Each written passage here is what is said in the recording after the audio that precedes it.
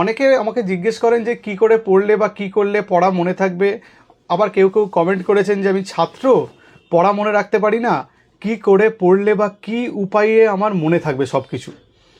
তো সারা পৃথিবীতে এরকম মেমোরি বুস্টিংয়ের জন্য অনেক কিছু পদ্ধতি আছে, অনেক গবেষণা হয়েছে। তা আমি 3টে পদ্ধতির নাম বলবো যেগুলো সারা পৃথিবীতে বৈজ্ঞানিক গবেষণায় সবচেয়ে বেশি সেটা অ্যাপ্রুভাল পেয়েছে। 1 নম্বর হচ্ছে স্পেসড রিভিশন। এই পদ্ধতিতে আপনাকে 4বার পড়ার কথা বলা হয়েছে। প্রথমবার আপনি যখন পড়ে নিলেন, তার 20 থেকে 30 মিনিট পরে আরেকবার পড়বেন, একদিন পরে আরেকবার এই একই জিনিস পড়বেন, তার 1 সপ্তাহ পরে ওই আরেকবার একই জিনিস পড়বেন, 4বার।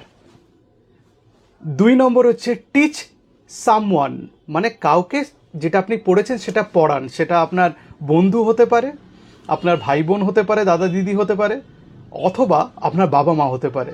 আপনি যেটা পড়লেন সেটা তাদের শোনান বই না দেখে। আর 3 নম্বর হচ্ছে memory consolidation by sleep and power nap, মানে আপনার যে স্মৃতি সেটাকে ঠিক করার জন্য ঘুমাতে হবে ভালো করে এবং পাওয়ার ন্যাপ নিতে হবে। পাওয়ার ন্যাপ নিয়ে কালকেই আমার একটা ভিডিও আমি ফেসবুকে দিয়েছি, আপনারা সেটা দেখে নিতে পারেন।